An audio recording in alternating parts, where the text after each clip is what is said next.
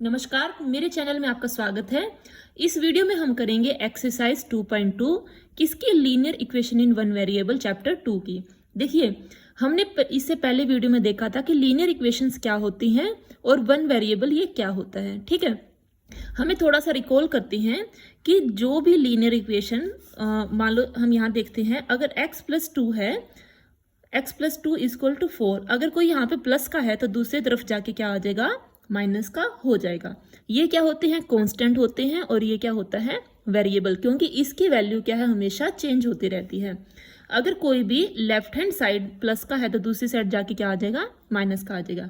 अगर कोई यहाँ पे माइनस का है तो दूसरी तरफ जाके क्या आ जाएगा, प्लस का हो जाएगा। ठीक है, अगर कोई x के साथ मल्टीप्लाई में है, देखिए जैसे 2x इक्वल टू 4 है, तो वो अगर यहाँ पे मल्टीप्लाई में है तो दूसरी तरफ जाके क्या आ जाएगा, डिवाइड का हो जाएगा। ठीक है, ये हमने पहली वीडियो में देख रखा है।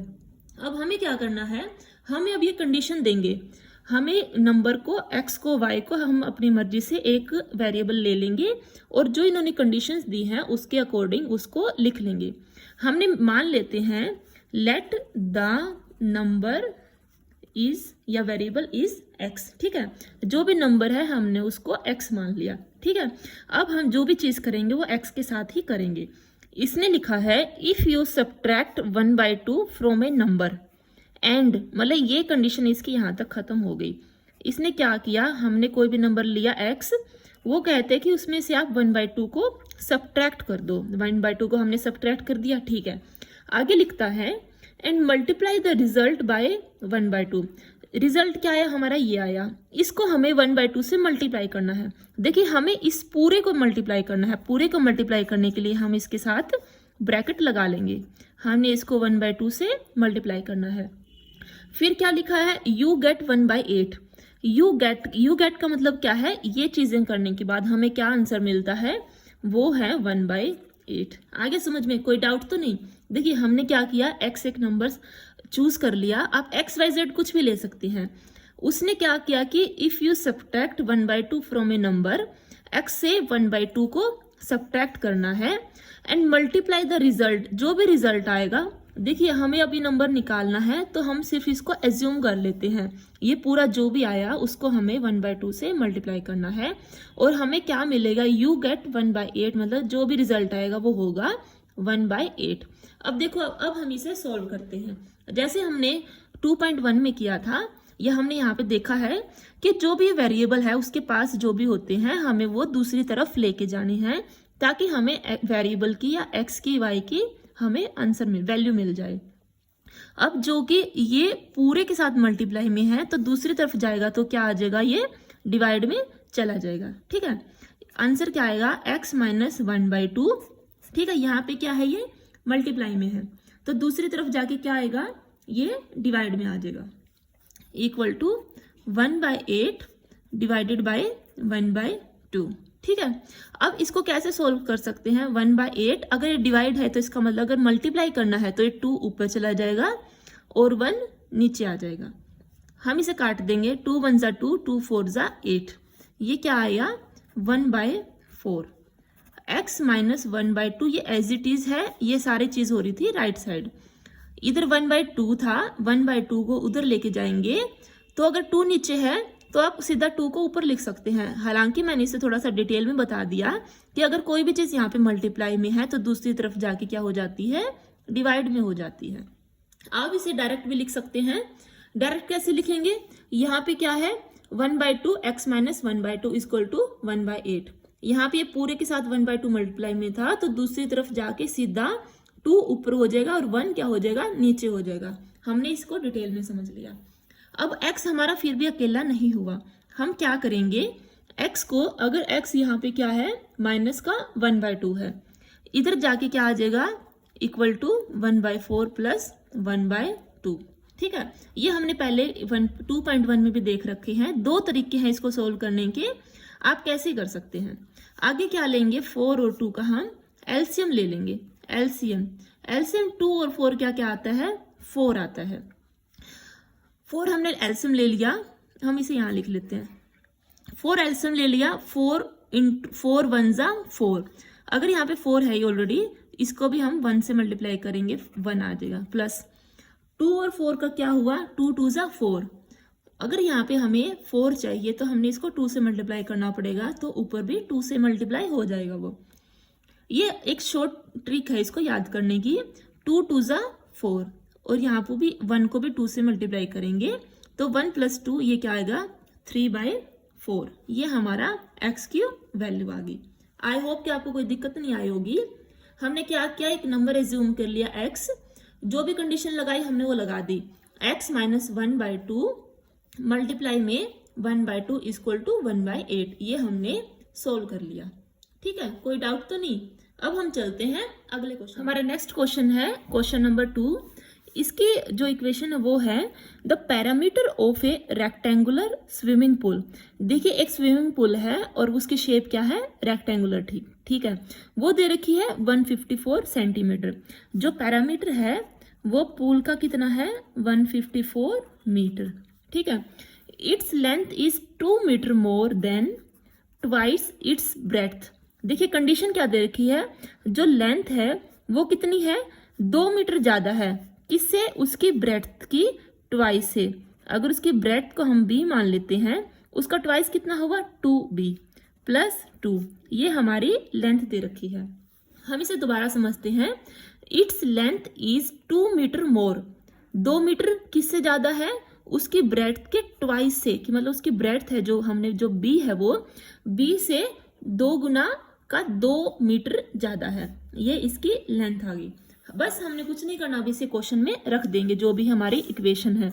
देखिए पैरामीटर क्या होता है, ये एक रेक्टेंगुलर फील्ड है, ये A B C D, ये इसकी लेंथ होगी, ये इसकी ब्रेड्थ होगी। ठीक है, जो A से B, AB + BC + CD + DA, ये क्या होती है, इसकी टोटल लेंथ, इसे बोलते हैं पेरीमीटर। पेरीमीटर क्या होता है, = AB क्या है L + BC + ये क्या है B + CD, ये क्या है L + DA, ये है B।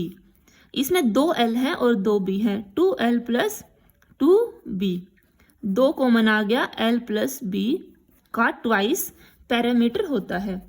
पेरीमीटर क्या आया हमारा, 2 × L + B। और ये हमें कंडीशन कितनी दे रखी थी कि parameter of pool is 154 centimetre. देखिए ये हमें 2 कंडीशन दे रखी हैं। ठीक है, इसी को हमने इसमें यूज करना है। पहले दे रखा था कि जो पैरामीटर है 154 है, और दूसरी क्या दे रखी थी कि जो लेंथ है वो कितनी है, उसकी ब्रेड्थ के ट्वाइस है और उसके से 2 ज्यादा है। बस कुछ नहीं करना, हमारे पास सारी चीजें हैं, हमें उस इक्वेशन में पुट कर देनी है। ठीक है, पैरामीटर को ये जो आया हमें इसमें लगा देना है। 2L + B = 154 metre. हम बार बार मीटर नहीं लगेंगे ताकि हमारे लिए आसानी हो जाए। ये हमने कंडीशन 1 और 2 का यूज करके यहाँ पे लिख दिया है। लेकिन हम क्या करेंगे, जो हमारी ब्रेड्थ है B, या तो आप उसको B मान लो या फिर आप उसको X Y Z कुछ भी मान सकते हैं। हमने B मान लिया क्योंकि हम क्या कर रहे हैं, हम यह लीनियर इक्वेशन इन 1 वेरिएबल कर रहे हैं, तो हमने इसको x मान लिया। ठीक है, अब क्या हुआ, b को x मान लिया, तो अगर b को हमने x मान लिया तो l की क्या वैल्यू आई, अकॉर्डिंग टू क्वेश्चन, ये इक्वेशन है सेकंड, l की क्या वैल्यू आई, 2x + 2। ठीक है, ये हमारी l की वैल्यू आ गई। हमने इसको हमारी इक्वेशन में पुट कर दिया। ये 2, l की क्या वैल्यू आई है, 2x + 2 प्लस b क्या था, x था। ये हम लेट कर लेते हैं कि लेट ऐसा है, LET = कितना है, 154। बस हमने कुछ नहीं करना, इसको सोल्व कर लेंगे। 2 बाहर है, 2x + 1, x कितना हुआ, ये 1 है, ये हुआ हमारा 3x + 2 = 154। अब हम क्या करेंगे, हमें जो x वेरिएबल है इसको अकेला करेंगे। अकेला करने के कई तरीके हैं, हमने 2.1 में भी देखे थे। अब हम क्या करेंगे, यहाँ पे जो मल्टीप्लाई में है वो दूसरी तरफ जाके क्या हो जाएगा, वो हो जाएगा डिवाइड में। ठीक है, ये क्या हुआ, 2 3 प्लस, इसको साफ लिख लेते हैं, 154। यहाँ पे 2 मल्टीप्लाई में है तो दूसरी तरफ जाके क्या आ जाएगा, डिवाइड में आ जाएगा। ये आएगा 3x plus 2 equal to 154 divided by 2। अगर इसको काटेंगे तो ये क्या आ जाएगा 77। फिर है ये 3x प्लस 2 है, हमें x को अकेला करना है, तो जब प्लस का 2 है इधर जाके क्या आ जाएगा माइनस का 2 बन जाएगा। ये क्या आ जाएगा 75। 3x की क्या वैल्यू आ गई 75।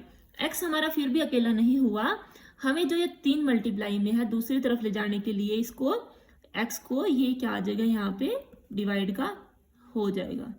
हम इसे काटेंगे 3 2 जा 6 3 5 जा 15। जो हमारे x की वैल्यू आ गई वो 25 मीटर आ गई। देखिए x क्या था हमारा b था, जो हमारे हमें क्या निकालना था what are the length and breadth of the pool. हमारी ब्रेड्थ आ गई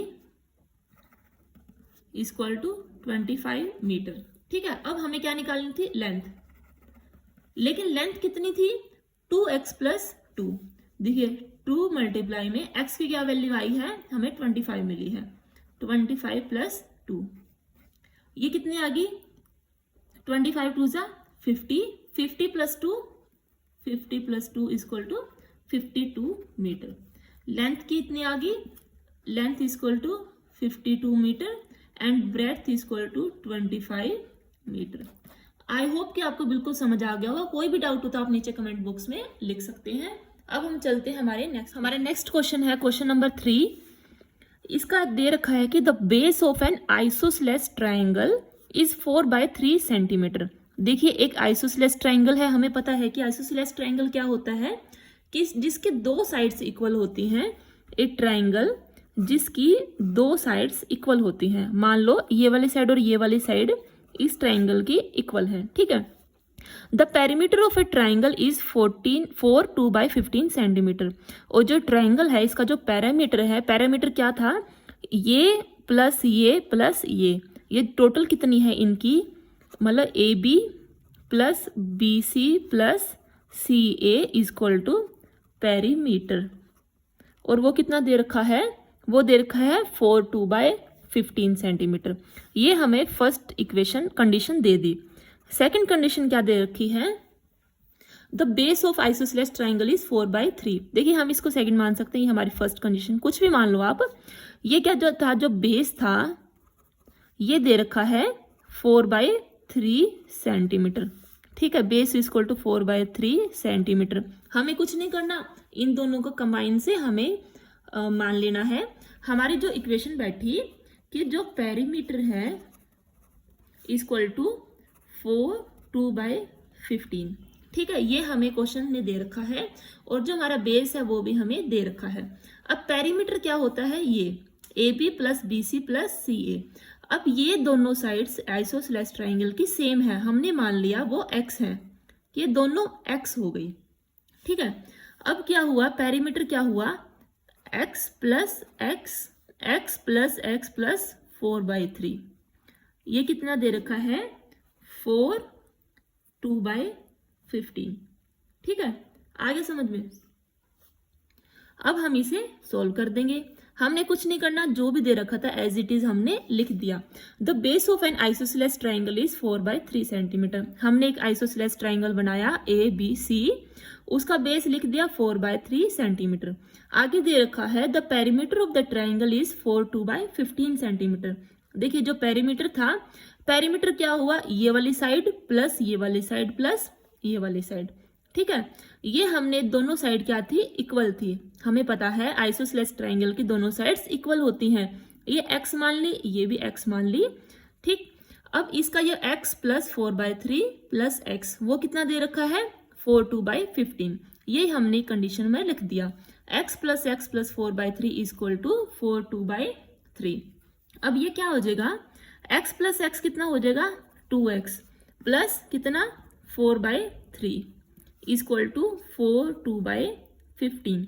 ठीक है, हम इसको सोल्व कर लेते हैं। ये कितना आएगा, ये मल्टीप्लाई है। ठीक है, 15 4 जा 60 60 प्लस 2। ये जो चीजें होती हैं आपस में मल्टीप्लाई होती हैं और इसके साथ जो भी आंसर आएगा वो प्लस हो जाता है। ये आ गया 62/15। वैल्यू क्या आई 2x प्लस 4/3 इक्वल टू 62/15। 15। हमें हमारे x को की वैल्यू निकालनी है तो इसको अकेला करना पड़ेगा। अकेला कैसे करेंगे, अगर यहाँ पे प्लस का 4/3 है तो दूसरी साइड जाके वो क्या हो जाएगा, माइनस का 4/3 हो जाएगा। ठीक है, अब हम इसका यहाँ पे एलसीएम लेते हैं। 15 और 3 का एलसीएम क्या आया, 15 और 3 का 3 5 जा 15, 3 1 जा 3, 5 1 जा 5, 3 इंटू 5 क्या आ गया 15, 15 इसका एलसीएम आ गया।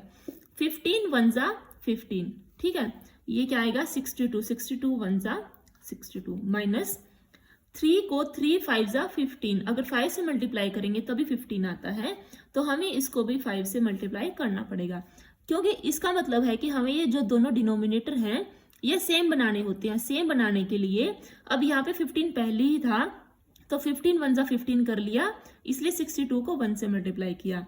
लेकिन यहाँ पे 3 है, हमें क्या चाहिए 15 चाहिए।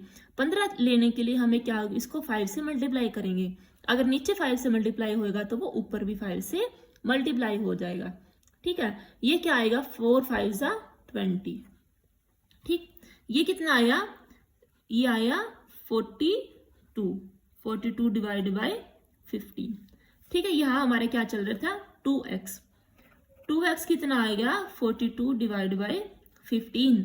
अब x यहाँ पे फिर भी हमारा अकेला नहीं है, ये 2 क्या होएगा, यहाँ पे मल्टीप्लाई में है तो दूसरी तरफ क्या हो जाएगा, ये डिवाइड में चला जाएगा। 42/15 डिवाइड बाय 2, या हम इसको ऐसे भी लिख सकते हैं 42/15 मल्टीप्लाई में, अगर मल्टीप्लाई करते हैं तो डिवाइड उल्टा हो जाता है 1/2। अब हम इसे काट देंगे। काटेंगे कैसे, 2 1 जा 2, 2 2 जा 4, 2 1 जा 2, 21 पे जाएगा। x की क्या वैल्यू आई 21/15। देखिए ये फिर कट रहा है, ये किस पे कटेगा 3 पे, 3 5 जा 15, 3 7 जा 21। देखिए जो हमारा x था, x क्या था, कोई भी इक्वल साइड थी उसकी क्या वैल्यू आ गई 7/5। और इस 7/5 को हम लिख सकते हैं, अगर 7 को 5 से डिवाइड करेंगे तो 5 1 जा 5 और 2 आएगा रिमाइंडर। इसको कैसे लिखते हैं, 1 है वो यहाँ पे आ जाएगा, जो रिमाइंडर था वो ऊपर आएगा और डिवाइड में आ जाएगा 5। ठीक है, ये हमारा आंसर हो जाएगा 1 2/5 हमारे किसी भी एक इक्वल साइड की वैल्यू है। अब चलते हैं अगले क्वेश्चन की। हमारा नेक्स्ट क्वेश्चन है question number 4, sum of 2 numbers be 95। देखिए 2 नंबर हैं जिसका सम है 95। If one exceed the other by 15 find the numbers. देखिए कंडीशंस क्या दे दी कि 2 नंबर हैं उनका सम है 95, एक नंबर है और बी नंबर है उनका सम है 95। ये हमें एक कंडीशन दे दी, और दूसरी क्या दे दी, if one exceed the other by 15। देखिए अगर हम ए की क्या वैल्यू है b + 15 है, एक नंबर है, हमने मान लिया a है बड़ा है, वो दूसरे वाले से कितना बड़ा है 15। ठीक है, ये हमें दूसरी कंडीशन दे दी। हम बस क्या करेंगे, इसको इसमें पुट कर देंगे, सिंपल। हमारा क्या दिया, हम a और b को, अगर हम b को x मान लेते हैं तो हमारा a क्या हुआ, हमने late b be x, b को हमने x मान लिया, तो हमारी कंडीशन क्या हुई, a की क्या वैल्यू आ गई x + 15। हमें यही वैल्यू इसमें रख देंगे, x + 15, ये हमारी a की वैल्यू इसमें रख दी, प्लस b की क्या वैल्यू थी x = 95।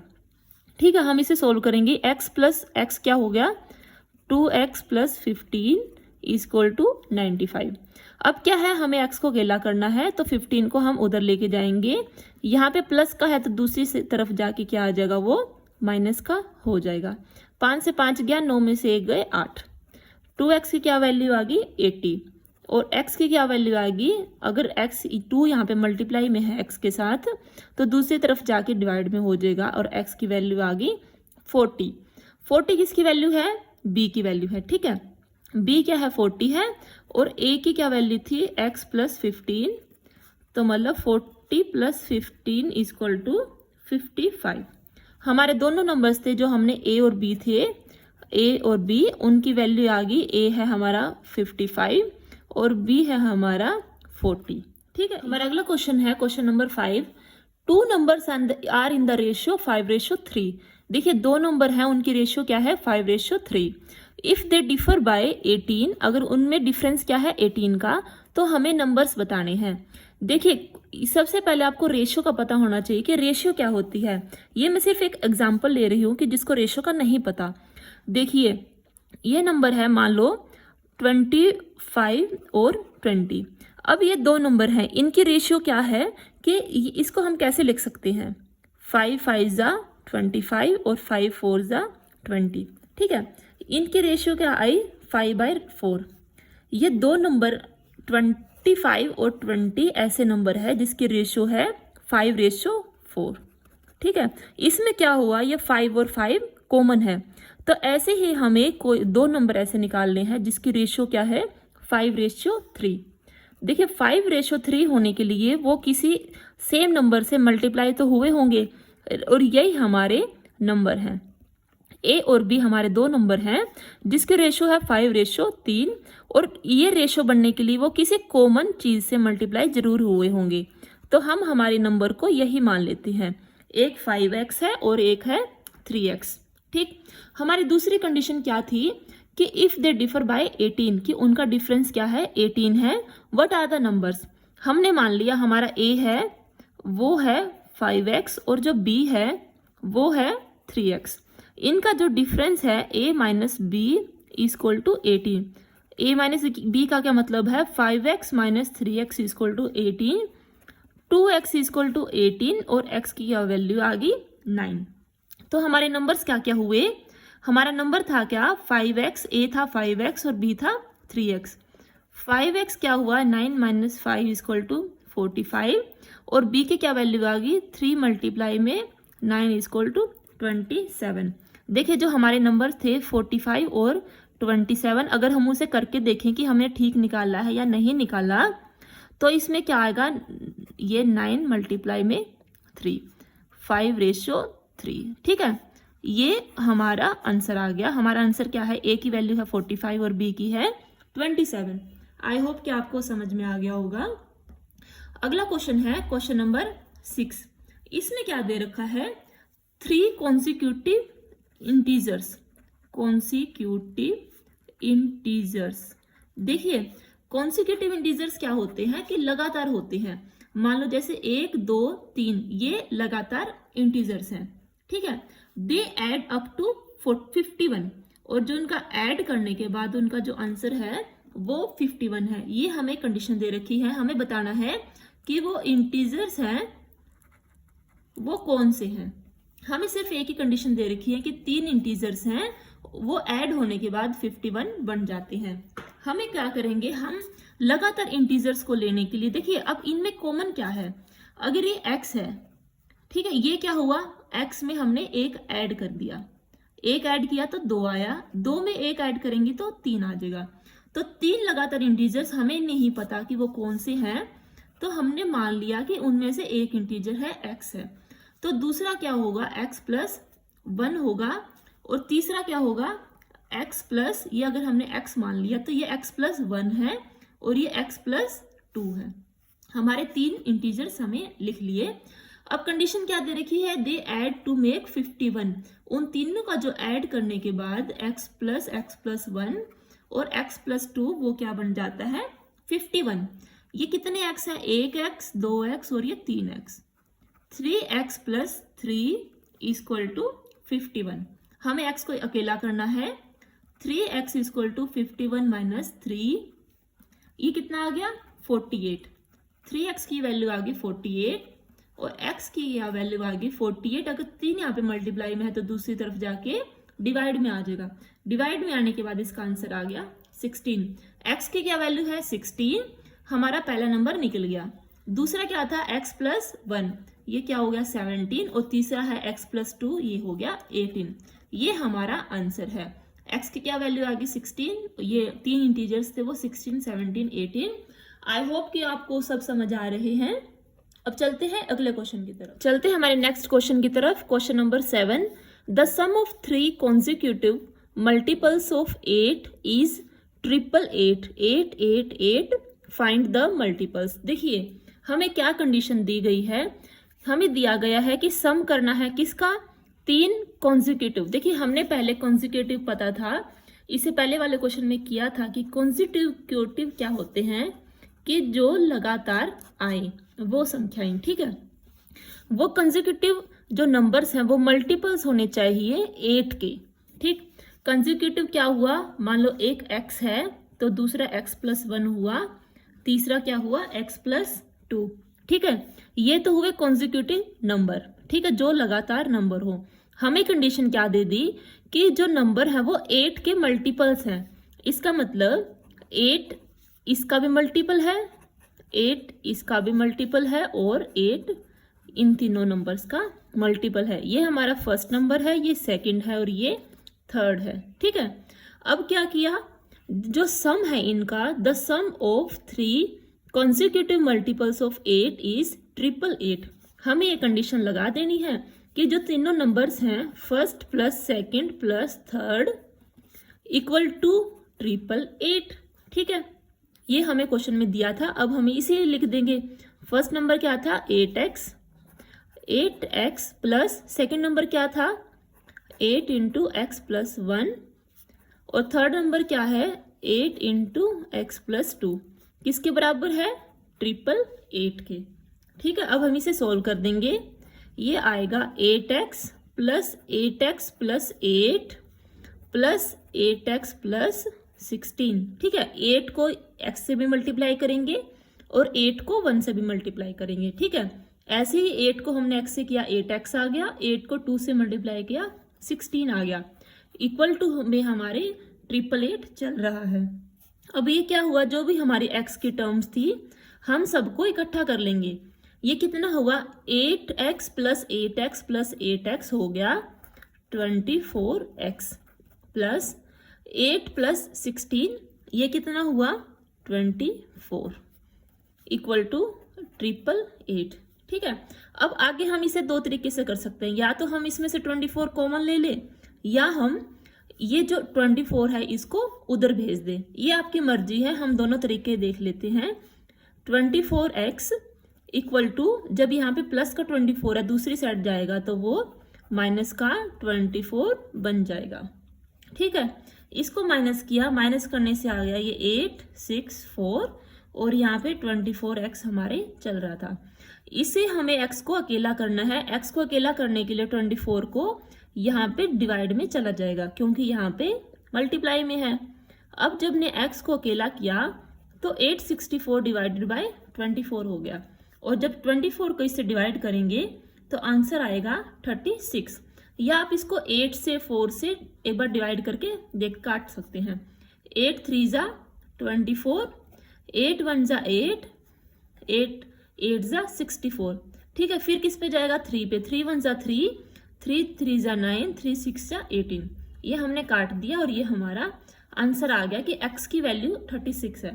ये हमारे एक फर्स्ट नंबर की वैल्यू थी। दूसरा क्या हुआ, एक हमारा 36 आ गया और दूसरी क्या वैल्यू थी, लेकिन ये x की वैल्यू आई है, ठीक है। हमने क्या निकालना था, वो 8 का मल्टीपल होना चाहिए। ये हमारा फर्स्ट नंबर है। हमारा सेकंड नंबर कौन सा है 8x प्लस 1, इसमें हम 8 के साथ x प्लस 1 करेंगे 36 प्लस 1, फिर आ गया 8 इंटू 36 प्लस 2, ठीक है। अब हम इसे सोल्व कर देंगे। सोल्व करने के बाद क्या आया, जब 8 के 36 से मल्टीप्लाई करेंगे तो क्या आएगा 8 288, 288, ठीक है। 36 प्लस 1 ये क्या हो गया 37, 37 की 8 से मल्टीप्लाई करेंगे क्या आएगा 296 और ये क्या होगा 38, 38 की 8 से मल्टीप्लाई करेंगे क्या आएगा 304। ये हमारे असली आंसर हैं। अभी हमने यहाँ पे जो मिला था ये सिर्फ हमें x की वैल्यू मिली थी। हमारा जो दूसरा तरीका था इसको सोल्व करने का, यहाँ से क्या करेंगे हम 24 को कॉमन ले लेंगे। कॉमन ले लिया, ठीक है। यहाँ पे x बच गया, इसका 24 लिया, यहाँ पे सिर्फ x बच गया, इसका 24 लिया, यहाँ पे 1 बच गया, इक्वल टू 888, ठीक है। अब हम क्या करेंगे x प्लस 1, यहाँ पे पूरा मल्टीप्लाई है, नीचे जाके क्या हो जाएगा दूसरी साइड ये डिवाइड में चला जाएगा। हम इसे फिर काटेंगे, काटने के बाद जो हमारे x की वैल्यू आएगी वो फिर से 36 ही आ जाएगी। हम फिर सोल्व करेंगे और आगे हमें इसी मेथड से निकालने पड़ेंगे। आई होप कि आपको इस क्वेश्चन में कोई भी डाउट नहीं है। हमारा नेक्स्ट क्वेश्चन है क्वेश्चन नंबर 8। ये क्या कहता है कि 3 consecutive integers are such that when they are taken in increasing order। देखिए फिर 3 consecutive integers लेने हैं। हम लेट कर लेते हैं, लेट कि जो भी हमारे consecutive integers हैं वो क्या है, x है, x+1 है और क्या है, x+2 है। जी हाँ, आपने बिल्कुल सही बोला कि हमारे 3 consecutive integers हमने ले लिए, x, x+1 और x+2। आगे क्या बोलता है कि when they are taken in increasing order। increasing order में हमने लिख लिए हैं कि ये increasing order में है क्योंकि ये छोटा है, फिर उससे बड़ा है, फिर उससे बड़ा है। and multiplied by 2, 3 and 4 respectively। देखिए हमें respectively से इसका क्या मतलब है कि ये जो फर्स्ट है इसको हमें 2 से मल्टीप्लाई करना है, x+1 जो सेकंड नंबर है उसको 3 से करना है और जो x+2 है उसको 4 से करना है। इसका मतलब ये है कि जो पहला नंबर है उसको 2 से करेंगे, जो उससे अगला नंबर है उसको 3 से करेंगे और उससे अगला जो हमारा इंटीजर है उसको 4 से करेंगे। देखिए हमने कर लिया, पहले नंबर को 2 से मल्टीप्लाई कर लिया, ये आ गया 2x। फिर सेकंड नंबर को हमें 3 से करना है, ये आ गया 3 × x+1। ठीक है, तीसरे नंबर को हमें 4 से करना है, 4+2। ये हमारा हमने निकाल लिया जो भी इसने अब तक यहाँ तक कहा था। अब क्या बोला वो कि they add up to 74। Add up to मतलब कि अगर हम तीनों को ऐड करते हैं उसके बाद जो आंसर आता है, रिजल्ट है, वो है 74। ठीक है, बस हमने यही कंडीशन लगा दी, 3 नंबर हमने लिख दिए, उसको ऐड करने के बाद वो क्या आएगा, 74 उसका आंसर होना चाहिए। बस हमने अब हमारा जो भी है क्वेश्चन उसको सोल्व कर देंगे। हमारी कंडीशन लग चुकी है। ये क्या आएगा, 2x प्लस 3 की इस x के साथ मल्टीप्लाई होगी और 3 की इस 1 के साथ भी होगी। ये आ जाएगा 3x प्लस 3। ये आएगा 4x प्लस 4 × 2 8 इक्वल टू 74। अब हम क्या करेंगे, जो भी x की टर्म्स हैं इनको इकट्ठा कर लेंगे, इकट्ठा कर लेंगे। ये क्या आएगा, 2x, 2 में 3 जोड़ा, 3x जोड़ा, ये क्या हो गया 5x, 5x प्लस 4x कितना हुआ 9x, 9x प्लस जो भी हमारी कांस्टेंट चीज थी 3 और 8 इसमें कांस्टेंट है, 3 और 8 कितना होता है 11 इक्वल टू कितना आया 74 आ गया। अब हमें इस x को निकालना है। x को निकालने के लिए जो भी इसकी तरफ हैं वो हम राइट साइड ले जाएंगे। राइट साइड जब हम लेके जाएंगे तो क्या वैल्यू आई, 74 - 11 इक्वल टू 3 और 6। x की क्या वैल्यू आई, 63 डिवाइडेड बाय 9, आंसर आ गया 7। ठीक है, x की क्या आई वैल्यू 7। अब हमारे नंबर क्या क्या थे वो हमें निकालने हैं। x था, x+1 था और x+2 था। हमारा x आ गया है 7, तो जो हमारा आंसर है वो क्या हुआ 7 है। फिर क्या आएगा x+1, x+1 क्या करेंगे 7 + 1 8 और तीसरा क्या है x+2, 7 + 2 9। ये हमारा आंसर है। अब हम नेक्स्ट क्वेश्चन की तरफ चलते हैं। ये कहता है क्वेश्चन नंबर 9, ये कहता है age of Rahul and Haroon are in ratio 5:7। देखिए जो राहुल की और हरून की जो एज है वो 5:7 है। ठीक है, ये हमें क्वेश्चन दे रखा है। आगे है 4 years लेटर कि 4 साल के बाद the sum of their ages will be 56 year। Sum क्या हो जाएगा, sum of age will be 56 years। ठीक है, हमें इनकी अब क्या है जो प्रेजेंट एज है वो निकालनी है। ठीक है, हमें राहुल की और हरून की जो एज है वो निकालनी है। हम इसे क्या करेंगे, हमने पहले भी किया था कि जो रेशियो वाले क्वेश्चंस होते हैं हम उनको एज्यूम कर लेते हैं। अगर मान लो कोई नंबर है 5:7, वो 5:7 में कब आया होगा, जब उनमें से कोई कॉमन 5:7 है वो तब आया होगा जब उसमें कोई कॉमन चीज उसने निकाल ली होगी। ठीक है, इसका मतलब कि जो राहुल की और जो हरून की एज है वो 5x और 7x का कोई मल्टीपल है। ठीक है, तो हम ही उनका एज भी यही मान लेते हैं कि लेट कर लेते हैं कि जो राहुल की एज है वो 5x है और हरून की एज है वो 7x है। हमने ये एज्यूम कर लिया। अब क्या उसने लिखा कि 4 years लेटर, कि 4 साल के बाद sum of their age will be 56 year. 4 साल के बाद हमने दोनों के एज में 4 साल को ऐड कर दिया, ठीक है, दोनों के एज में 4 साल हमने ऐड कर दिए। जैसे वो क्वेश्चन बोलता है हमने वही करना है। 7x + 4, राहुल की एज में 4 साल ऐड कर दिए और हरुण की एज में भी 4 साल ऐड कर दिए। फिर क्या कहता है कि सम ऑफ एज विल बी 56, कि 4 साल दोनों में ऐड करने के बाद उनकी जो सम है वो आ जाएगा 56। ये हमने 4 साल ऐड कर दिए राहुल की एज में, यहाँ पे हरुण की एज में 4 साल ऐड कर दिए, दोनों को ऐड करने के बाद आंसर क्या आएगा 56। ये हमारा कंडीशन उसने दे रखी थी। अब हम इसे सोल्व कर लेंगे। हम x वाले को पास में ले आएंगे और इधर से जो कांस्टेंट है 4 और 4 उनको एक तरफ ले जाएंगे। 7x और 5x कितना होएगा 12x प्लस 4 4 8 इक्वल टू 56, ठीक है। अब आगे क्या जाएगा, इधर से हमें x निकालना है, 8 को हम उधर ले जाएंगे, इधर प्लस का 8 है तो उधर जाके क्या आ जाएगा माइनस का 8 हो जाएगा। 12x की क्या वैल्यू आई 56 - 8 इक्वल टू कितना होता है 56 - 8 48, ठीक है। अब हमने फिर x को अकेला करना है। x को अकेला करने के लिए जो 12 मल्टीप्लाई में है वो दूसरी साइड जाके डिवाइड में हो जाएगा और x की क्या वैल्यू आ गई 4। देखिए जो हमारा x है वो 4 आ गया। अब हमने जो एज्यूम किया था राहुल की एज 5x माननी थी और हरुण की एज 7x मानी थी, तो इसे हमें राहुल की एज कितनी मानी थी 5x।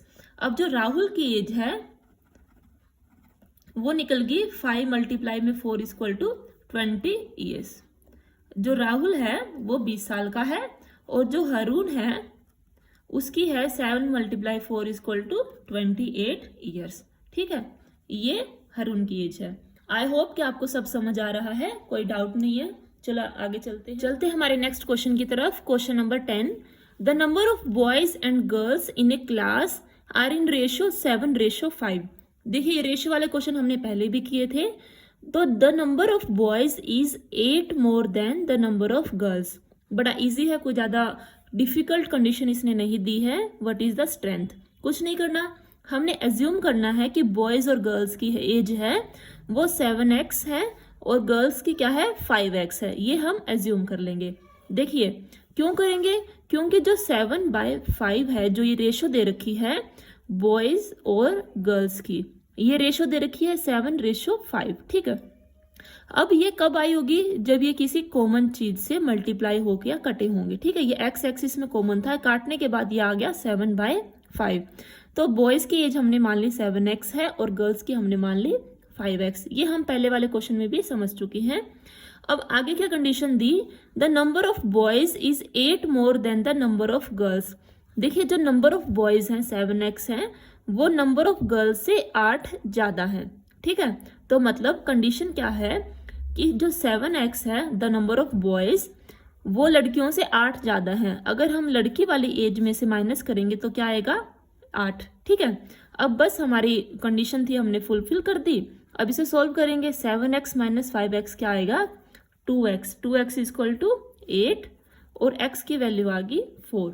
देखिए ये सिर्फ x की वैल्यू आई है, हमें क्या निकालना था what is the total strength. Total strength क्या हुई 7x + 5x, ठीक है। Total strength equal to 7x + 5x equal to 12x, ठीक है। अब क्या हुआ 12x, ठीक। 12 मल्टीप्लाई में 4 कितना आ गया 48। तो टोटल बच्चे हैं वो कितने हैं 48 हैं उस क्लास में, ठीक है।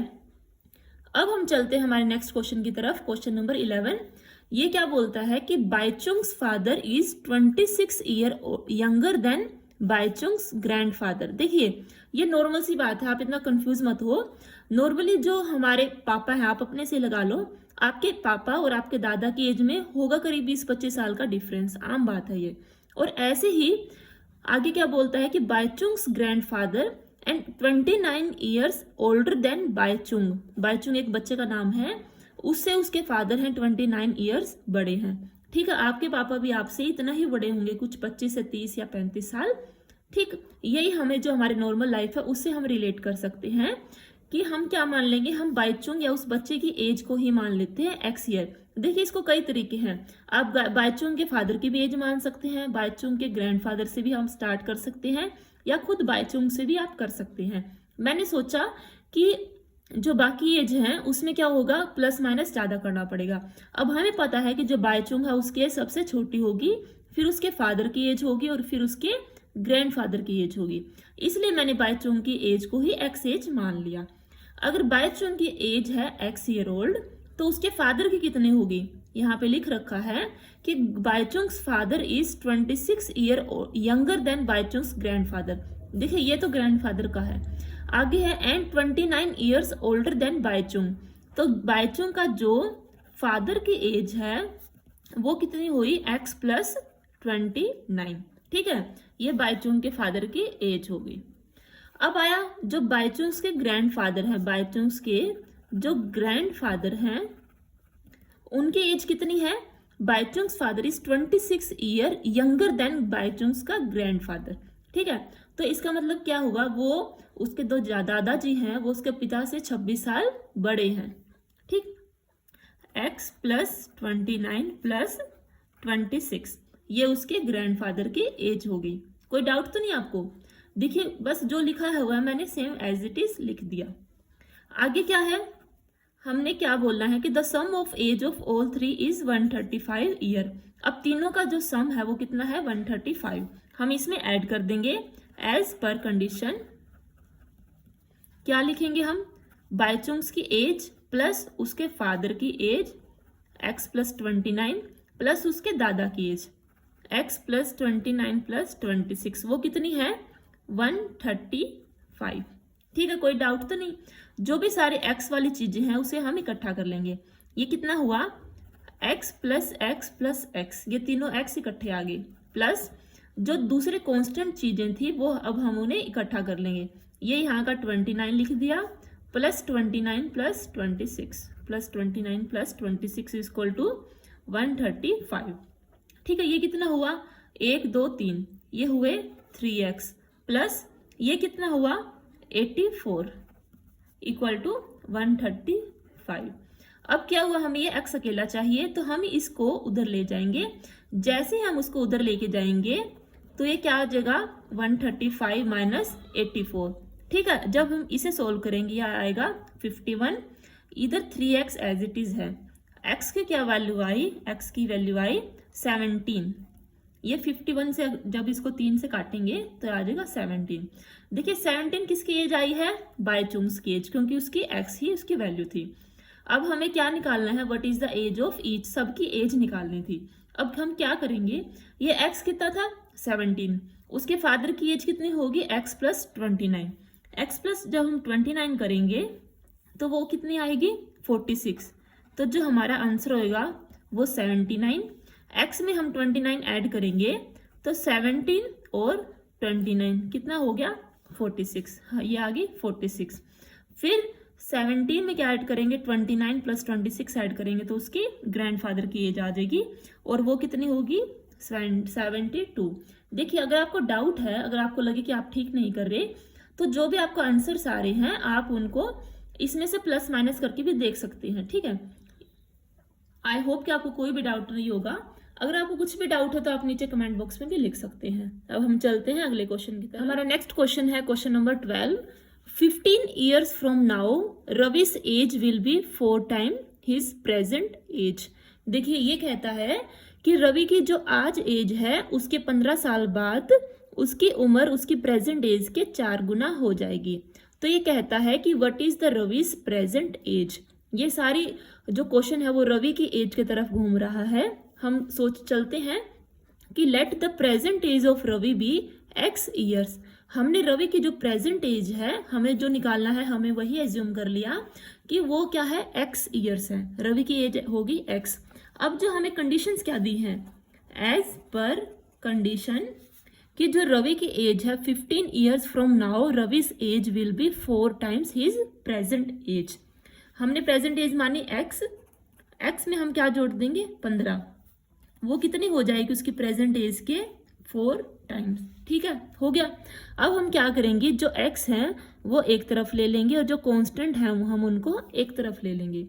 ये जो x है, देखिए अगर आप इसको इधर लेके आएंगे तो ये -4 हो जाएगा, फिर वो माइनस का चलेगा, तो इसलिए मैं बड़े की तरफ छोटा ले जाती हूँ। मैंने किया कि जो 15 = 4 - x, ये आ गया। 15 = 3x। अब हमें x को अकेला चाहिए। अगर मैं इसको इधर ले जाऊं, इसको इधर ले आऊं तो भी कुछ फर्क नहीं पड़ता। 3x = 15।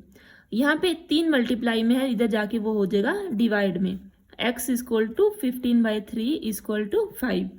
देखिए जो रवि की एज आ गई वो 5 साल का है रवि। ठीक है, यही हमारा आंसर था, क्योंकि उसने प्रेजेंट एज ही पूछी थी और हमने रवि की प्रेजेंट एज भी x ही मानी थी। हमारा आंसर आ गया, रवि की प्रेजेंट एज है 5 साल। अगला क्वेश्चन है question number 13। A rational number is such that when you multiply it by 5/2 and add 2/3 to product, ठीक है, यू गेट -7/12। देखिए आराम से करते हैं इसको। हम सबसे पहले एक रैशनल नंबर को मान लेते हैं। लेट जो हमारा रैशनल नंबर है वो क्या है, let rational number be x। ठीक है, हमने इसको ही x मान लिया।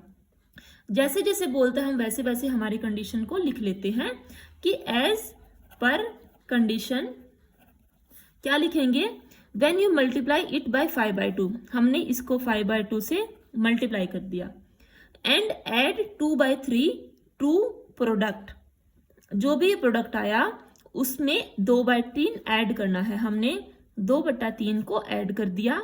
You get -7/12। यू गेट मतलब कि जो ये हम करेंगे उसके बाद क्या रिजल्ट आएगा, -7/12। आसान था, कुछ भी नहीं कहा, एक रेशनल नंबर एज्यूम कर लिया, उसके बाद क्या किया, उसे 5/2 से मल्टीप्लाई करना था, फिर उसमें 2/3 ऐड करना था और यू गेट -7/12। ठीक है, वो हमने यहाँ पे लिख दिया। अब क्या करेंगे, x को हमें अकेला चाहिए, बाकी को उधर भेज देंगे। इसे सोल्व करते हैं। 5/2 x की क्या वैल्यू आएगी, -7/12 - 2/3। अब इसमें हम क्या करेंगे, 12 और 3 का हम एलसीएम ले लेंगे। 3 4 = 12, 3 1 = 3, 4 1। तो 12 और 3 का क्या एलसीएम आया, 3 × 4 = 12। हमारा यहाँ पे 12 एलसीएम आ गया। 12 हमने एलसीएम ले लिया। अब देखिए यहाँ पे 12 है, यहाँ पे 12 है, इसका मतलब 12 1 = 12। हमें इसको भी 1 से ही मल्टीप्लाई करेंगे। जो हम नीचे मल्टीप्लाई करते हैं वही हम ऊपर करते हैं। ये 7 की 1 से करेंगे, माइनस का 7 एज इट इज आ जाएगा, माइनस का माइनस। 3 को क्या किससे मल्टीप्लाई करेंगे, 12 आ जाए, तो ये आएगा 3 4 = 12। तो अगर नीचे 4 से मल्टीप्लाई किया है तो हमें ऊपर भी 4 से ही करना पड़ेगा।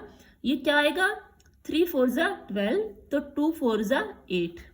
ठीक है, यहाँ पे ये 5x/2 वैसे ही चल रहा था। ये कितना आया, -15/12। हम इसे आगे काट भी सकते हैं, हम इसे 3 से काट सकते हैं। 3 4 = 12, 3 5 = 15। देखिए हमारी क्या वैल्यू आई, 3x/2 = -5/4। आप चाहें तो इस 5 से इस 5 को काट सकते हैं और इस 2 से इस 4 को भी काट सकते हैं, लेकिन अगर आपको ये नहीं समझ में आता तो कोई बात नहीं। देखिए हम इस x को हमें x को अकेला चाहिए, तो ये 5/2 जब उधर जाएगा, यहाँ पे मल्टीप्लाई में है तो उधर जाके क्या हो जाएगा, ये डिवाइड में हो जाएगा। या इसका आसान तरीका क्या होता है, जो x के साथ यहाँ पे मल्टीप्लाई में है वो दूसरी तरफ जाके डिवाइड में आ जाएगा, और जो डिवाइड में है वो दूसरी तरफ जाके मल्टीप्लाई में हो जाएगा। तो हमारी x की क्या वैल्यू आएगी, x की वैल्यू आएगी -5/4। हमने एज इट इज लिखा, 2 ऊपर जाके मल्टीप्लाई में हो जाएगा और 5 उधर जाके डिवाइड में आ जाएगा। ठीक है, इस 5 से इस 5 को काट देंगे और 2 1 = 2, 2 2 = 4। हमारे x की क्या वैल्यू आएगी, -1/2। ठीक, हमें क्या निकालना था, व्हाट इज द नंबर। हमने जो नंबर था वो x माना था और हमारे x की वैल्यू आ गई -1/2। हमारा आंसर क्या हुआ, आंसर इज x, वो क्या है, -1/2। ठीक है, कोई डाउट तो नहीं। चलिए आगे चलते हैं। हमारा नेक्स्ट क्वेश्चन है क्वेश्चन नंबर 14। ये क्या कहता है कि Lakshmi is a cashier in A bank. Lakshmi bank में एक कैशियर है। She has currency notes of denominations. Denominations का क्या मतलब होता है कि उसकी फेस वैल्यू कितनी है, मतलब उसकी वैल्यू कितनी है। कि वो जो नोट है कि वो 10 रुपए का है, 10 रुपए का है, 5 रुपए का है, 20 रुपए का है, 100 रुपए का है, ये उसकी वैल्यू कितनी है। ठीक है, she has currency notes of denominations ₹100, कि उसके पास 100 रुपए का नोट है, 50 रुपए का नोट है और 10 रुपए नोट की उसके पास काफी नोट्स हैं। The ratio of these notes, और जो नोट्स हैं उनके रेशियो क्या है, 2:3:5।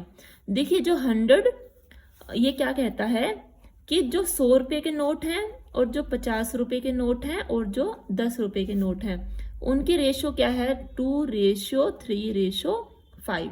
जैसे हमने पहले किया था उसमें क्या था कि हमारे पास 2 रेशियो दी होती थी। जैसे मान लो राम और श्याम की एज की मान लो जो रेशियो थी वो 2/3 थी। वो क्या थी, राम और श्याम की एज थी। हमने क्या किया था, इसको x से मल्टीप्लाई किया था कि दोनों की x अगर सेम थे, वो कटे हैं, तभी उनके 2/3 उनकी रेशियो आई है।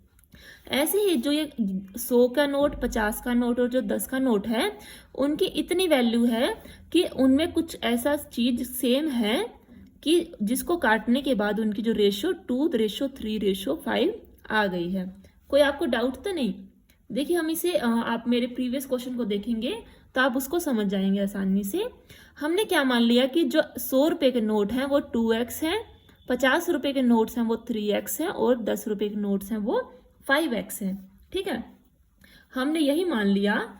Let number of 100 rupees, ₹100, ₹50 and ₹10 notes क्या मान लिए हमने, 2x, 3x एंड 5x, हमने यही मान लिया। अब आगे इसने क्या कहा, the total cash with Lakshmi is 4 lakh. जो टोटल कैश था वो कितना है, 4 लाख। वो क्या कहता है कि क्वेश्चन कहता है कि how many notes of each denomination does she have. हमें पता लगाना है कि 100 रुपए का कितने नोट हैं, 50 रुपए के कितने नोट हैं और 10 रुपए के कितने नोट हैं। बस हम कुछ नहीं करेंगे, जो हमें कंडीशन देगी थी कि एज पर कंडीशन क्या दी है कि तीनों का टोटल कैश कितना है, 4 लाख है। तीनों नोट को मिला के 4 लाख होना चाहिए। हम कुछ नहीं करेंगे, हम इनका टोटल कर देंगे। देखिए ये क्या आया था कि ये 100 रुपए के कितने हमने नंबर माने थे। ठीक है, लेकिन ये हमें कंडीशन क्या दी है कि वो टोटल कैश कितना है।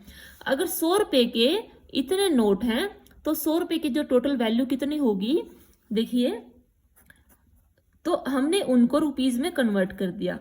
तो जो वैल्यू होगी वो 100 रुपीज के नोट्स की कितनी होगी, 200x। क्यों, हमने अगर मान लो एक नोट है, एक नोट के 100 रुपए हैं। ठीक है, एक नोट की वैल्यू है 100 रुपए, अगर 2 है तो 2 की होगी 200। हमारे पास कितने थे, 2x, तो हमने 2x को 100 से मल्टीप्लाई किया तो आ गया 200x। ऐसे ही जो वैल्यू आ गई रुपीज में वो 50 वाले की कितनी होगी, 50 मल्टीप्लाई में 3x, ये कितना आ गया 150x। ठीक है, ये मतलब 150x उसके पास रुपए हैं। आगे है वैल्यू ऑफ ₹100, 10 रुपीज। 10 रुपीज वाले की कितनी वैल्यू होगी, 5x से हम इसे मल्टीप्लाई कर देंगे। 10 को 5x से करेंगे तो आएगा 50x। देखिए कुछ नहीं करना, जो हमने ये निकाला था ये उसने क्या दिया था कि she has currency notes of denominations ₹100, 50 and 10 and the ratio of these notes. उसने जो नोट थे उनकी सिर्फ रेशियो बताई थी, उनकी वैल्यू, उनकी जो टोटल अमाउंट थी वो नहीं बताई थी। हमने उसकी वैल्यू मान ली है 2x, 3x और 5x। ठीक, उसके बाद हमने क्या किया कि 100 रुपए के मान लो 2x नोट्स हैं मान लो। ठीक है, तो इनकी वैल्यू कितनी होगी, इसे हम 100 से मल्टीप्लाई कर देंगे कि अगर एक नोट की वैल्यू 100 रुपए है तो 2 नोट की कितनी होगी, 200 होगी और 2x की कितनी होगी, 200x हो जाएगी। ऐसे ही अगर 50 रुपए का एक नोट है तो उसकी कितनी वैल्यू होती है, 50 रुपए। ठीक है, अगर एक नोट है तो 50 रुपए है, 2 नोट है तो 2 को 50 से करेंगे तो 100 रुपए होती है। ठीक, तो ऐसे ही यहाँ पे हमारे पास कितने नोट्स हैं, 3x हैं। तो जब 3x आएंगे तो हम इसको 50 से गुणा करेंगे, 50 × 3x, ये कितना होगा 150x। ठीक है, आगे क्या है 5x। 5x को ऐसे हम 10 से मल्टीप्लाई करेंगे तो ये आ जाएगी 50x। अब क्या कंडीशन दी थी उसने, कंडीशन दी थी, कंडीशन के अकॉर्डिंग जो इनके टोटल जो वैल्यू है 200x plus 150x plus 50x वो कितनी हो जानी चाहिए, 4 लाख हो जानी चाहिए। ठीक है, ये अब इसके मान लो ये रुपीज हैं कि इतने 200x इतने रुपीज हैं, ये इतने रुपीज हैं, इतने रुपीज हैं, टोटल करेंगे तो 4 लाख हो जाएंगे। अब हमें कुछ नहीं करना, इनका टोटल करेंगे। x सबका कॉमन है, चाहे तो आप इसको ऐसे सोल्व करें, 200 प्लस 150 प्लस 50 सब में से x कॉमन निकाल लिया और ये आ गया 4 लाख। ठीक, ये कितना हो गया, 200 और 150 350, 350 में 50 जोड़ेंगे 400x, कितना आ गया, सामने क्या है 4 लाख। x को अकेला करना है, आगे जाएंगे तो इसको 400 से डिवाइड हो जाएगा, 2 जीरो से 2 जीरो कटेगी, 4 एकम 4, ये कितना पे गया, 1000 पे गया। x की क्या वैल्यू आ गई, 1000। ठीक है, अब हमें क्या निकालना था, हमें निकालना था कितने, how many notes of each denomination does she have, कि हमें निकालना था 100 रुपए के, 50 रुपए के और 10 रुपए के कितने नोट्स हैं। हमें ये निकालना है कि 2x 3x और हमें 5x की वैल्यू निकालनी है। अब जो 100 रुपीज के नोट्स हैं वो कितने हैं, 2x, मतलब 2 मल्टीप्लाई 1000 इज इक्वल टू 2000 उसके पास नोट्स हैं, किसके, 100 रुपए के। जो 50 रुपीज के कितने नोट्स हैं उसके पास, 3x, मतलब 3 मल्टीप्लाई 1000, उसके पास कितने हो गए, 3000 जो नोट्स हैं वो उसके पास 50 रुपए के हैं। आगे है 10 रुपए के कितने नोट्स हैं उसके पास है 5x, मतलब 5 मल्टीप्लाई 1000, आगे 5000 नोट्स। ये है 1000 के उसके पास, ये 3000 नोट्स हैं उसके 50 रुपए के और 5000 नोट हैं उसके पास 10 रुपए के। आई होप कि आपको समझ आ गया होगा। हमारा नेक्स्ट क्वेश्चन है question number 15। I have a total of ₹300 in coins of denomination 1 rupees, 2 rupees and 5 rupees. देखिए, आप इसे पहले एक एक लाइन से समझेंगे कि मेरे पास 1 रुपये का सिक्का है, ठीक है, 1 रुपये का सिक्का हो गया। फिर मेरे पास 2 रुपये का सिक्का है, 2 रुपीज, 1 रुपीज, और फिर मेरे पास है 5 रुपीज का। ठीक है, मेरे पास 3 टाइप के सिक्के हैं। I have a total of 300, और जो जितने सिक्के हैं मैंने सबको काउंट किया। काउंट करने के बाद क्या आ गया कि मेरे पास 300 रुपये मिले। ठीक है, आगे समझ में कि मैंने 1 रुपये के कुछ सिक्के थे मेरे पास, मुझे नहीं पता, ये हमारे क्वेश्चन हमें निकालना है कि मान लो 1 रुपये के मेरे पास कुछ सिक्के थे, फिर 2 रुपये के कुछ सिक्के थे और 5 रुपये के कुछ सिक्के थे। मैंने सबको गिना, उनके बाद जो मेरे पास आया, मेरे पास 300 रुपये हो गए। ये हमें क्वेश्चन में दिया था। आगे है the number of ₹2 coins is 3 times the number of ₹5 coin, कि जो 2 रुपये की जो कॉइन्स हैं ये वाले, ये कितनी है, इससे 3 गुना है। ठीक है, अगर हम इसको x मान लेते हैं, देखिए हम क्या करेंगे, ये हमारा है 1 रुपया, ये हमारा है 2 रुपया और ये हमारा है 5 रुपये। ठीक है, अब क्या किया, ये जो हमने मान लिया कि जो 5 रुपए के कॉइन्स हैं वो मान लो x है, इसका जो नंबर है वो x है। ठीक, इसने क्या बोला कि the number of 2 rupees coin is 3 times the number of 5 rupees coin. हमने 5 रुपए को ही मानना पड़ेगा कि x है, तो जो 2 वाले हैं वो कितने हो गए, वो हो गए 3x। ठीक है, कंडीशन के हिसाब से। और ये कितने हुए, ये हम आगे देखेंगे, ये तो सस्पेंस रह गया हमारा। आगे बोलता है question, get the total number of coins of 160। जो टोटल नंबर है वो कितना है, 160 है।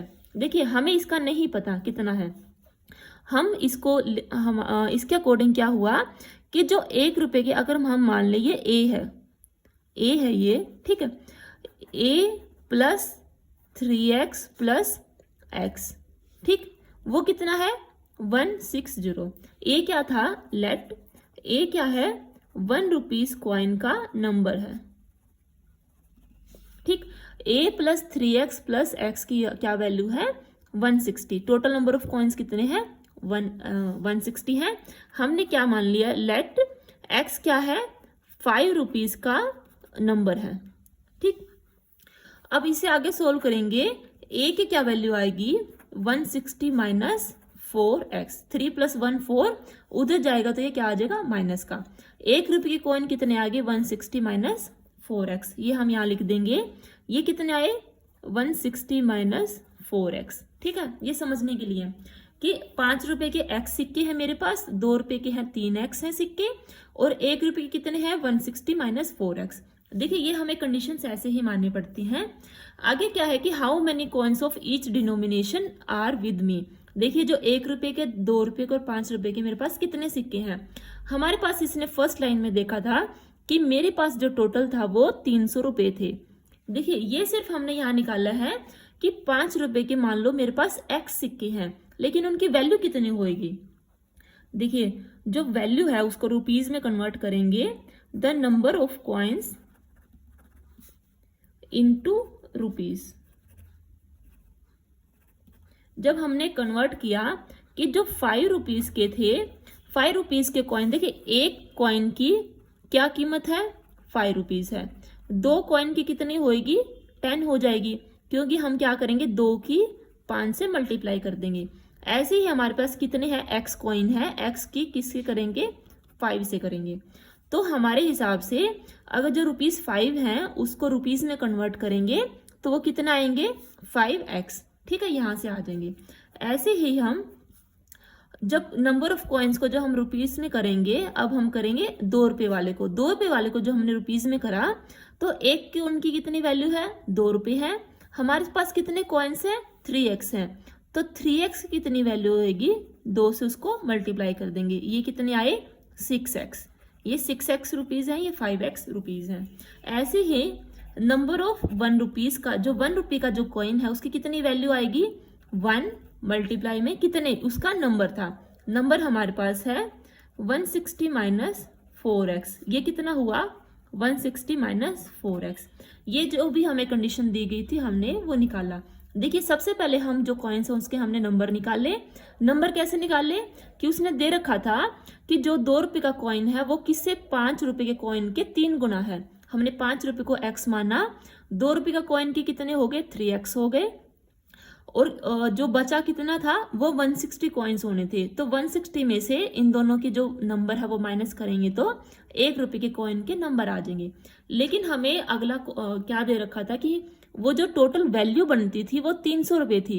एक सिक्के की 1 रुपये की एक कीमत होती है, 2 रुपये का सिक्के के 2 रुपये होते हैं, और 5 रुपये का एक सिक्के की 5 रुपये कीमत होती है। अब हमने उनकी वैल्यू से उसको मल्टीप्लाई कर दिया ताकि हमें रुपीज में उनकी वैल्यू मिल जाए। जब हमने उसे रुपीज में कन्वर्ट किया तो जो 5 रुपये की वैल्यू थी उसको 5, वो क्या आ गया 5 से उसको रुपीज से मल्टीप्लाई करेंगे, इसका नंबर है वो क्या आ गया 5x उसके रुपीज आ गए, मतलब उसके रुपीज में कन्वर्ट किया तो 5x रुपीज आ गए। 2 रुपये वाले को किया तो उसका नंबर इंटू उसकी जो वैल्यू है, नंबर इंटू वैल्यू किया तो वो 6x आ गई। और ऐसे ही 1 रुपये वाले की किया तो 1 इंटू 160 माइनस 4x, ये इसके इतने रुपीज हैं। अब बस हमने इस कंडीशन में पुट कर देने हैं। क्या करेंगे, जो भी इसकी वैल्यू आई है 5x plus 6x plus 160 minus 4x, ये कितना होने चाहिए 300। ये सारे रुपीज इस 300 रुपये के बराबर हो जाने चाहिए। हम इसे सोल्व करेंगे। 5 प्लस 6 कितना हुआ 11, 11 में से 4x माइनस करेंगे कितना आएगा बताओ, ये आएगा 7x। ठीक है, 7x प्लस 160 इक्वल टू 300। अब हमें x की वैल्यू चाहिए, 160 को हम उधर ले जाएंगे, 7x इक्वल टू 300 माइनस 160, ये कितना आ गया 140। ठीक है, 7x, x की क्या वैल्यू आई 140 डिवाइडेड बाई 7, ये आ गई 20। x की वैल्यू 20 है। हमें क्या निकालना था कि how many coins of each denominator are with me. हमने सिर्फ उसका नंबर निकालना था। नंबर आ गया कि जो 5 रुपए के कॉइन्स हैं वो कितने हैं 20 हैं। ठीक है, 5 रुपए के मेरे पास 20 सिक्के हैं। फिर आएगा 2 रुपए के, 2 रुपए के कितने हैं 3 मल्टीप्लाई 20, ये कितने हैं 60 सिक्के हैं, मतलब 60 नंबर इन कॉइन्स।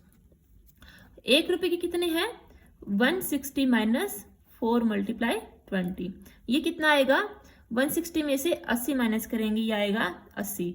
80 सिक्के मेरे पास 1 रुपए के हैं, 60 सिक्के मेरे पास 2 रुपए के हैं और 20 सिक्के मेरे पास 5 रुपए के हैं।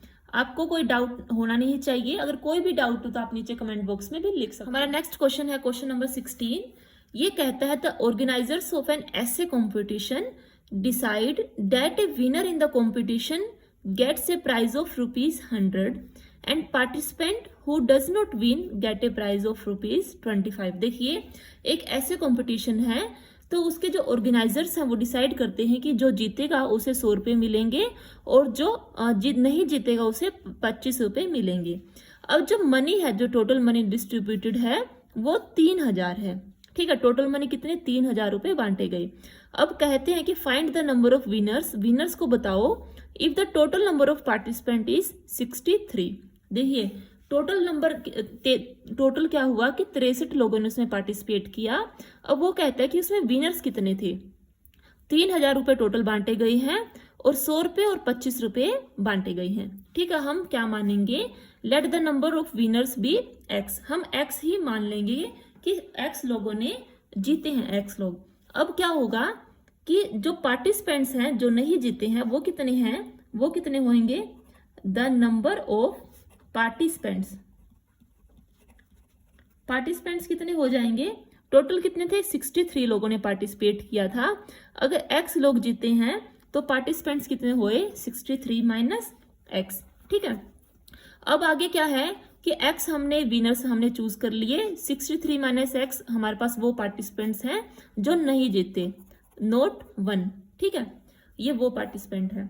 आगे क्या हुआ कि जो जीते हैं उन लोगों को कितने मिले हैं 100 रुपये मिले हैं और जो सिर्फ जिसने पार्टिसिपेट किया है उनको कितने मिलेंगे 25 रुपये मिलेंगे। ठीक है, हम कंडीशन में लगाएंगे जो भी हमारी कंडीशन थी कि अमाउंट 1 बाय विनर्स, कि जो विजेता हैं उन्होंने कितने लिए हैं 100 रुपये, मल्टीप्लाई में उनकी कितनी नंबर थी, वो कितने हो गए 100x रुपीज बंट गई। ठीक है, फिर आगे आएगा अमाउंट 1 बाय पार्टिसिपेंट्स, या हम लिख सकते हैं लूजर्स। उन्होंने कितने जीते, उनके कितने नंबर हैं और उनको कितने रुपीस दिए जाने थे, उनको 25 रुपये मिलने थे और वो कितने हैं टोटल 63 माइनस x। ठीक है, ये कितना हो जाएगा 1575 माइनस 25। एज पर कंडीशंस, हमारी कंडीशंस क्या थी, एज पर कंडीशंस। देखिए, ये वाली अमाउंट थी जो विनर्स ने जीती थी और जो दूसरी अमाउंट जो लूजर्स ने जीती थी वो कितनी थी 3000। कितने हजार पैसे बनते हैं 3000। यही हम लिख देंगे कि अमाउंट जो 1 by winners plus amount 1 by losers, वो कितनी है, उनका सम है ₹3000। ठीक है, अब ये कितना है 100x प्लस 1575 माइनस 25x, ये कितना हुआ इक्वल टू 3000। ठीक है, अब हम इसे सोल्व करेंगे। 100x में से 25x माइनस करेंगे, आएगा 75x प्लस 1575 इक्वल टू 3000। ठीक है, अब हम क्या करेंगे, हमें x को अकेला चाहिए, हम इसको उधर भेज देंगे। जब ये प्लस का 1575 इधर है तो उधर जाके आ जाएगा माइनस का 1575 इक्वल टू 3000 माइनस 1575। ठीक है, ये कितना आता है, ये 1425 आ जाएगा। लेफ्ट हैंड साइड था हमारा 75x। अब हम यहाँ पे 75 मल्टीप्लाई में है, दूसरी तरफ जाएगा तो ये डिवाइड में आ जाएगा। हम इसे 25 से भी काट सकते हैं, 5 से भी काट सकते हैं, या डायरेक्ट हम इसका अगर यहाँ पे 1425 75 से अगर हम डायरेक्ट करें तो कितने पे जाएगा 75 1 ज़ा 75, 75 2 ज़ा 150, इसे हमें 1 पे ही करना पड़ेगा। ठीक है, यह आ गया 7, ये 5 और 13 में से 7 गया 6।